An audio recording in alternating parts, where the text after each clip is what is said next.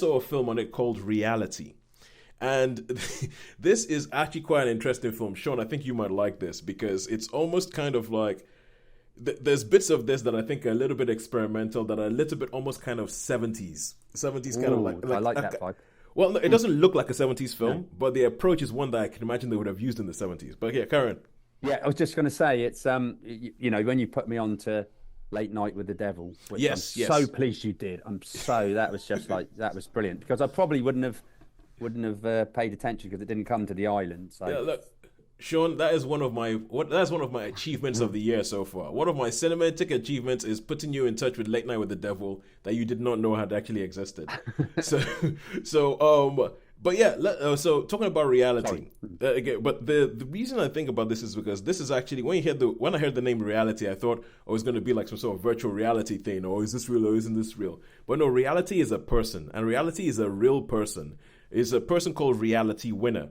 This is her actual name, Reality Winner, and wow. she was an NSA contractor in the States who released some and it's known because you can find this all on Wikipedia. I don't think it's a spoiler to say that she released a document that showed that there was possible sort of like Russian involvement in Donald Trump getting elected. So the first scene you have is she's at work in this contract that she works with, that works at the NSA, and you have like Trump saying something on TV. The next scene is her arriving back at her home, and she arrives back at her home one day, and all of a sudden there's two men waiting for her, and they knock on the window of her car and they go, "Hi, yeah, everything okay? Are you a Reality Winner?" She says, "Yeah, that's who I am." And they ask her to get out of the car. They say they're from the FBI, and they say that they just need her to stay there because they need to actually go into the house and they need to search for something. And she's just sort of standing there going, "Okay, yeah, sure, no problem." I'm being all like friendly and happy with them. And then all of a sudden, more FBI people start showing up and just keep showing up, and they start going through a house and everything. And the interesting thing about this film is that every single word of dialogue that is spoken is taken from the actual transcript of what happened when they tried to arrest her. oh wow. So they've essentially got the actual transcript of when they tried to arrest her, and they've turned every single line that was said. And there's bits in the film as the film is going on where they'll have the transcript on screen as you're hearing the words being spoken, down to all the uhs, and well, you know, maybe what we're gonna try and do, like every single thing. So all the actors have learned the entire transcript of what was said. They've recreated it, and there's even bits in it where it's like redacted.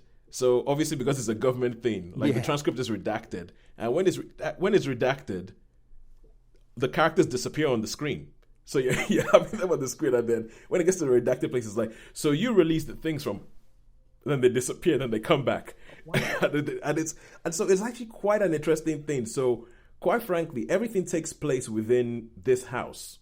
So there's a bit where she's outside and she's talking about having to get her dog out and going to go look at the cat and all that kind of stuff. Then it goes into the house, into the living room. Then it goes into a room at the back room. And it's almost kind of like a play, but the way it's done is just really, really interesting. I just realized I didn't start my timer again. Never mind. But the way it's done is actually just really, really interesting because it's just a transcript of what people said, but it actually grips you. It's about a 90-minute long film. It grips you what's going on. I remember while I was watching it, my wife and and it has a really, really good atmosphere because my wife and my mother-in-law came in to watch the screen. And because this is like a woman and there's just a whole bunch of big burly men because they work for the FBI hanging around with her, there's just this sense of dread, like, oh my God, what's going to happen to her? And straight away, my wife and mother were watching and they said, what's going to happen to her? Is she in trouble? And this was seen all of 5 seconds of the film. And it stars Sydney Sweeney as Reality Winner. And she is really good in it because it's just kind of like, you know, all about the looks and everything. And then little by little, as they try and tease it out of her, what has actually been done, why the FBI here, what's going to happen with that all kind of stuff. I really, really, really like this film. I thought it was good. I thought it was experimental. And I thought it's, you know, there's sometimes when there's some films where you can argue that this could have been a play. Why did they make this into a film? It's just a filmed play, and this started off as a play. But I think even there's something you get from watching it, like people disappearing off the screen when they're redacted and all that kind of stuff. and even just like about the way the FBI do things, about the fact that it was just this woman with all these burly men.